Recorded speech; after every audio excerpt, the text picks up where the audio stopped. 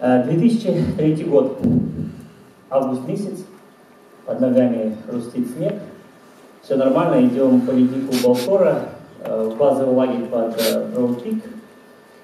Уже за плечами было буквально месяц, как зашли на вершину Нанга-Парбат, сборная команды Казахстана по альпинизму.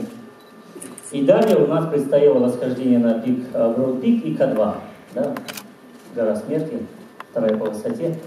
И вот идем, я руководитель экспедиции, капитан сборной, иду в конце каравана, наши носильщики пакистанцы несут 5 тонн груза, они идут там в своих балахонах, на ногах галоши, по колено снегу, нормально идем. Вся команда уже собралась в базовом лагере, я завершающий иду, слежу, чтобы никто из этих пакистанцев наши грузы не утащил в сторону, либо там не бросил.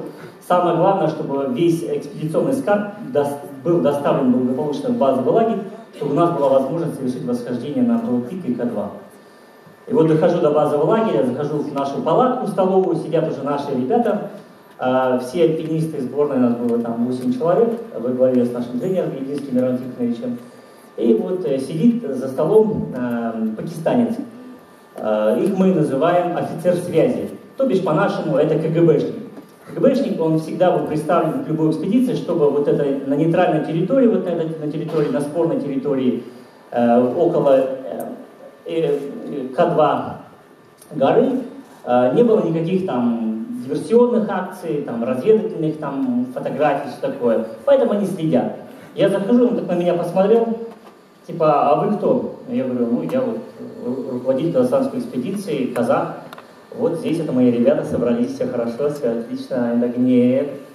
Вот казахи, говорит, сидят, вот они. И показывают на наших ребят, там, Вася Певцов, Литвинов Василий, там, Распопов Алексей. Ну, все русские ребята такие, голубоглазые, рыжие все. Вот, говорит, казахи настоящие. А ты, говорит, ты говорит, так прищурился, говорит, ты, говорит, манжурский китаец, говорит, разведчик, говорит, собрался здесь, говорит. Я говорю, нет, я, говорит, настоящий казах. Вот. А они, говорит, ну, казахстанцы, у нас многонациональная страна. Ну, в общем, мне в последующие дни экспедиции пришлось рассказывать этому офицеру связи, какая у нас большая страна, какие национальности живут, какая у нас терпимость и религиозная, какая у нас замечательная страна и как мы дружно живем в ней. Вот. Но не забывай, конечно, про это не про наши спортивные планы, потому что через неделю мы уже зашли на вершину Броуд-Пик, восьмитысячник, и следующим ходом была вершина К2. Но на нее мы в тот год не взошли. И как гласит Википедия, для меня вершина К2 стала горой преткновения. То есть на эту вершину мне приходилось 5 раз от нее отступать, и каждая из этих попыток была на грани жизни и смерти. И только с 6-й попытки в 2011 году я смог зайти на эту вершину благополучно со своим товарищем Василием Певцовым, и тем самым мы завершили программу 14 восьмитысячников, и я стал 12-м человеком на планете, который смог это сделать во всем мире. Это все хорошо, на самом деле. Но когда вот, в течение там, 10 лет и 10 дней я совершал все эти восхождения, я часто посещал Катманду, Мекку альпинизма в Непале.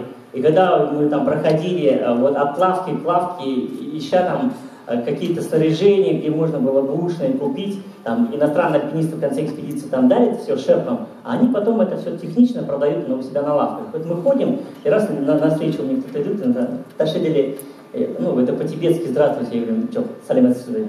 Дальше иду дальше, на встречу тоже идут иностранцы, там, нихао, салим отсюда. То есть ребята, ну, и по-японски со мной здоровались, да, ну, я старался как мог представлять Казахстан, да. Но дело в том, что когда бы мы вот не совершали восхождение на восьмитысячники, все эти, безусловным атрибутом являлся наш государственный флаг.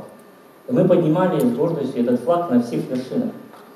И знаете, ребята, здесь я бы отметил стиль.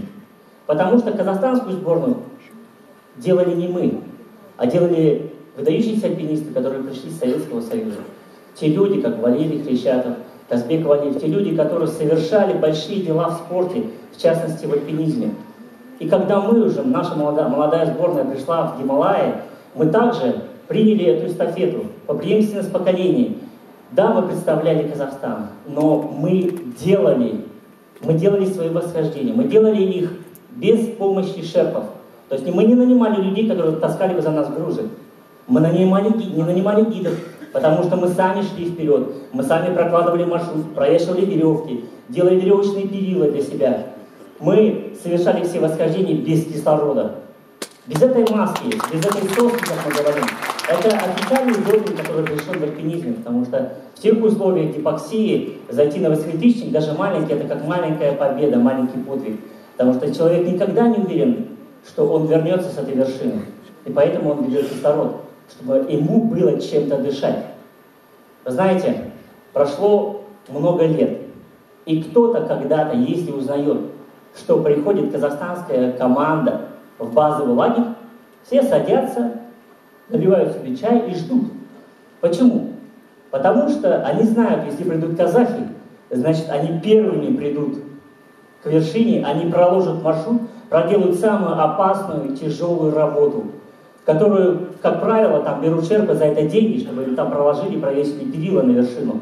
А казахи приходят там, они еще приходят, как, знаете, как дары приносящие. Ребят, казахтам, вот вам веревка, возьмите там скальный ключ, ну, вы же там вперед пойдете. Ну да, давайте, мы не против, на самом деле. И так всегда с деньгами было очень плохо, да. Но вот это мы заработали, вот этот имидж, казах-стайл, мы заработали. И это не моя заслуга, это заслуга всех ребят, которые были в нашей сборной команде Казахстана. Мне приятно это, ребята, вы знаете, потому что когда я приходил в Гималай, когда я выдружал этот флаг Казахстана, наш флаг Казахстана на вершину, и мы знали, что в это время казахстанских космонавтов нет на орбите, и мы были выше всего, мы были выше всех. Вы знаете, и когда мы проделывали эту работу, все люди со всего мира, которые приезжают в базовые лагеря, они видели на нас, и они говорили, вот это казахи, вот такой Казахстан. Вы знаете, это большая-большая ответственность, потому что какой ты, такая и нация. Какой ты, такая страна, какие люди живут в этой стране, таких людей рождает эта земля. Вы знаете, были такие моменты, когда за глаза мне говорили, да, вот, да, Жумаева взяли, потому что он казах, он нацкадр, в сборной команде должен быть один казах. Вы знаете, как это больно ударило по моему самолюбию? Я не думал, да, вербили, цик-цик спать, да? Нет. Ребята, я тогда для себя понял, что вот я к вам обращаюсь. Ты, если не сделаешь, никто это не сделает. И все вершины это были сделаны моими ногами. И если там говорили, вот Жумаев должен свое место защитить, так и я бегал, как угорело, Архар там по этим вершинам, на этих забегах и добивался первых мест, чтобы мое место в сборной было по-честному, по чесноку. Потому что и не говорили такого, что вот Жумаева взяли, потому что он казах. И для меня это было очень важно. Прошла та эра, когда говорили, ой, а пиздец Клейм Орстар, ну, жалко сказал, Жумаев Бога, он джетидов. Нет, сейчас мне очень приятно, что, возможно, где-то маленькая толика моя есть тому, что сейчас в горы стали ходить много в Казахстан. Приходят ребята, вы знаете, я очень рад, что есть Фомин Петр Павлович, который, ребята, знаете, у нас, как может быть так, что чемпионы Казахстана по горному туризму, это вот наши уральцы. Кто бы мы подумали, что где там алматинцы, горники, да, там, Шенген, там, да, все, Сарату, все дела. Но вот мы, вот, то, что ты прав, мы ломали стереотипы, не просто там на словах, а своими руками, вот так вот пережимали все это, вот эти гнули вот эти ломы, которые у людей сидят внутри. Надо быть гибкими, надо быть стараться мягкими, надо быть, знаете, просто в нужный момент, надо вот так твердо шагать к вершине, для того, чтобы потом сказали, вот этот достойный сын своего народа. Рахмет, ребята, я хочу сказать, что то, что мы делаем, это, знаете, ну, что вы делаете, тоже назовут казах-стайл. Пускай это будет в науке, пускай это будет в медицине, там, вы будете преподавателем. Я люблю общаться с детьми, особенно там 6-8 класс, у них самый гибкий мозг. Самый гибкий, они воспринимают. Если дети, там, 1-й, там, 5 класс, они еще не понимают, что это Эверест, там, а старшие, наоборот, им там пофигу, на самом деле, что Жумаев говорит, эти самые, они впитывают все, как губка, они задают вопросы, а как вы в туалет ходите там? Ну как ходим, скрипя зубами ходим. Ну, бывает такое, поэтому, ребята, делайте. Делайте, я не устаю говорить, что у каждого свой Эверест. У каждого, где бы он ни находился, в каком бы месте он себе не определил жизнь, свою судьбу, пускай это будет вершина Эверест. Будьте достойны своей мечты, чтобы уважайте себя.